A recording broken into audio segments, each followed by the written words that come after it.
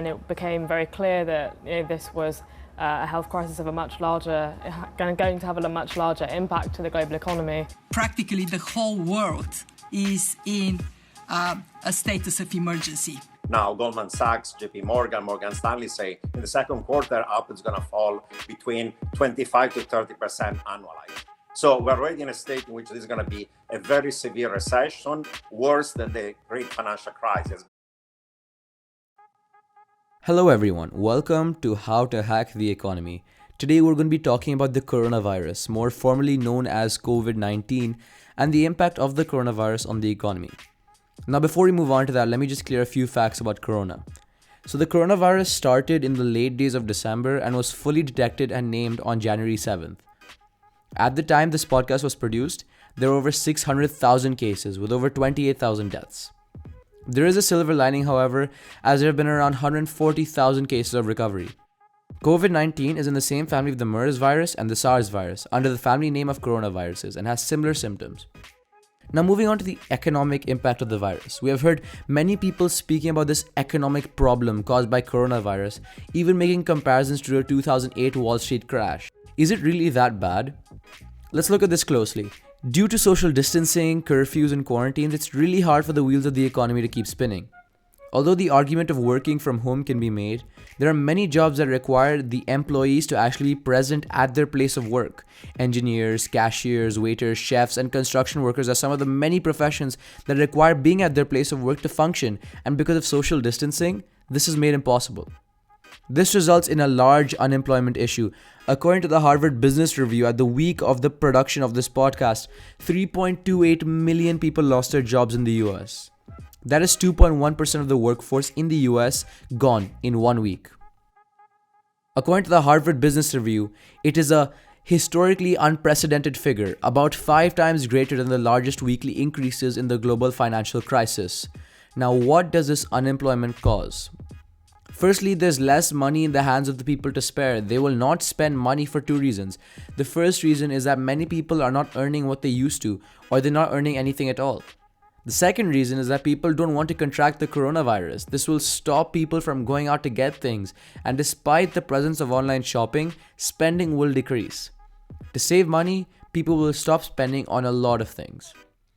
What happens is that because not many people are buying things, revenue decreases. Then because of this, the derived demand of labor decreases and the workforce is further reduced. This keeps going in a vicious cycle, causing more and more economic destruction. There's another prong to this economic downturn. Companies cannot supply what they used to because most of their supplies are in China.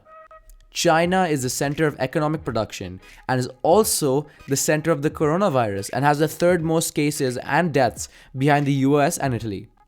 According to Brookings, 20% of global production happens through China. With curfews, quarantines, and social distancing, big-name brands like Apple experience a shortage in supply, and because of this, prices go up, resulting in unemployment.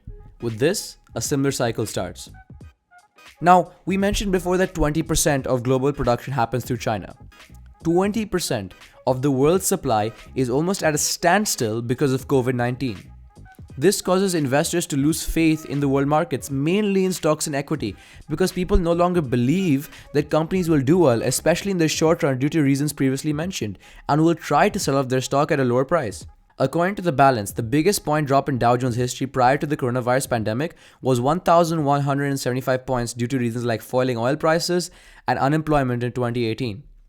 The biggest point drop in Dow Jones history after the corona pandemic was on the 16th of March, where the market dropped 2,997 points, more than double that of the drop in 2018. The drop in 2018 is now the 6th position in the greatest market drops of all time, with the 1st through 5th position belonging to days after the pandemic had occurred, from late February till March.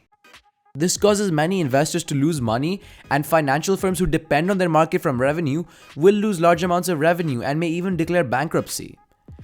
All this economic destruction happened in 3 months of the discovery of the virus. In 3 months, 2% of the US workforce became unemployed, the Dow Jones dropped by historic values, and the world is seeing an economic downturn that could possibly be worse than the fall of the economy in 2008. So, where can we go from here? What's the next step? Well, according to the Harvard Business Review, there are three main paths that the economy can take from now on: the V-shaped curve, the U-shaped curve, and the L-shaped curve. The V-shaped curve depicts as an example the economic growth of Canada in 2008 during and after the recession, where the growth of the economy takes a hit, but it goes back to its original pre-crisis growth in a relatively short span of time. The U-shaped curve can be used to show the growth of the US after the financial crisis in 2008.